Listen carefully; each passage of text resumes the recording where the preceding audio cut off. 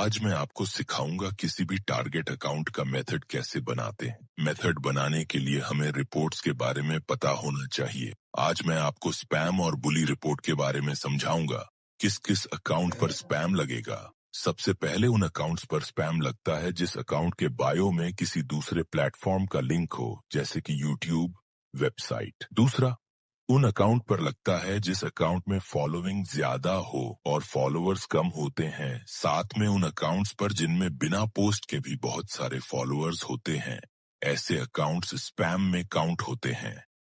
तीसरा, ऐसे अकाउंट्स पर लगता है जिस अकाउंट्स में कोई भी सेम पोस्ट बार बार अपलोड की हो और यूजर नेम में रैंडमली नंबर एडेड हो। इन अकाउंट्स में भी स्पैम लग जाता है। और लास्ट में ऐसे अकाउंट्स आते हैं जो फेक फॉलोअर्स या पेड सर्विस प्रोवाइड करते हैं। ऐसे अकाउंट्स भी स्पैम में काउंट होते हैं। आई होप अब आप समझ गए होंगे किस अकाउंट पर स्पैम लगता है। मेनली स्पैम रिपोर्ट 4, 3 और 2 बार होता है। अब बात करते हैं हमारी नेक्स्ट रिपोर्ट, बुली के बारे में। जब आप बुली रिपोर्ट पर क्लिक करते हो तो आपको ये सारी रिपोर्ट्स दिखती हैं।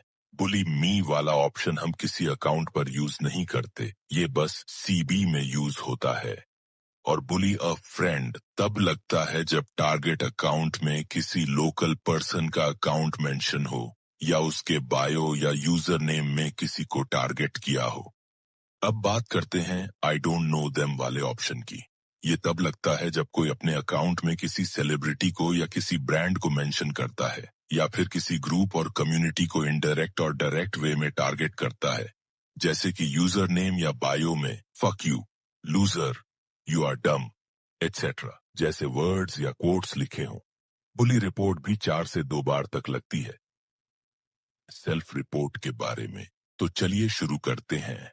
जब हम सेल्फ वाला ऑप्शन चूज करते हैं तो हमें 2 ऑप्शन दिखते हैं, सुइसाइड या सेल्फ इंजरी और दूसरा ईटिंग डिसऑर्डर्स। सुइसाइड या सेल्फ इंजरी तब लगता है जब किसी ने अपने अकाउंट में आई यूज suicide, blood, death, die, pain आदि वर्ड्स अपने बायो या अकाउंट यूजर नेम में लिख रखा हो।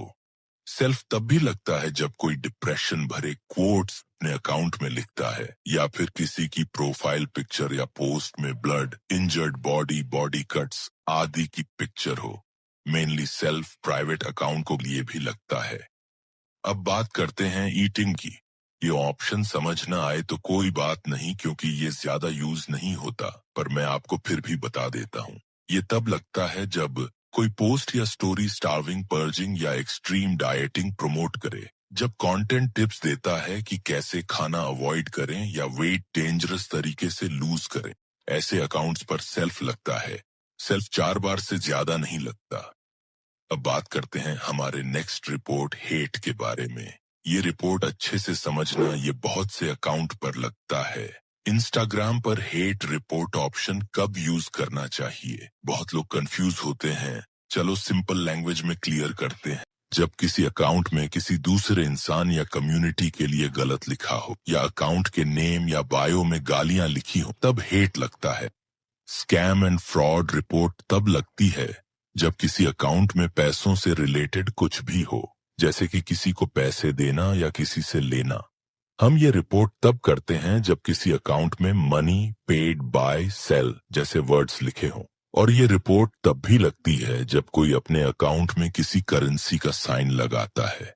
क्लियर वर्ड्स में समझाऊं तो ये रिपोर्ट पैसों से रिलेटेड अकाउंट्स पर लगती है, पर बैनिंग में हम कभी कभी इस रिपोर्ट को नॉर्मली भी यूज करते हैं, मास रिपोर्ट के टाइम। अब बात करते हैं न्यूडिटी रिपोर्ट के बारे में। Nudity report mainly private account में लगती है। न्यूडिटी मास रिपोर्ट करने से प्राइवेट अकाउंट बैन होने के चांसेस बढ़ जाते हैं। जब आप न्यूडिटी वाली रिपोर्ट चूज करोगे तो आपको यहाँ पर 4 ऑप्शंस मिलेंगे। सबसे पहला है threatening to share, honour, sharing nudity image. ये मोस्टली सीबी में यूज होता है, अकाउंट में कम होता है। ये तब यूज करते हैं जब कोई प्राइवेट इमेजेस वायरल या लीक करने की धमकी देता है या फिर प्राइवेट इमेजेस लीक करता है। दूसरा है सीम्स लाइक प्रोस्टिट्यूशन। अगर आपको इंस्टाग्राम पे ऐसे अकाउंट्स मिलें जो सेक्सुअल सर्विसेज बेच रहे हैं या खरीदने की बात कर रहे हैं, तो उन्हें रिपोर्ट करो अंडर प्रोस्टिट्यूशन। एग्जाम्पल्स, पोस्ट्स या बायो जिसमें लिखा हो paid meet, DM for service, escort service या कोई रेट लिस्ट।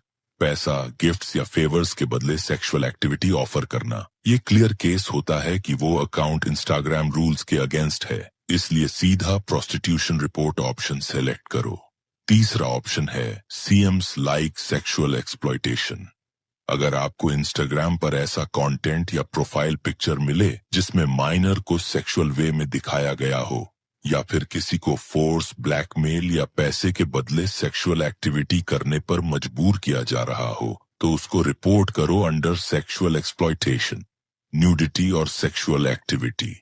इस ऑप्शन को मैं अच्छे से समझा देता हूं बिकॉज ये बहुत इंपॉर्टेंट है।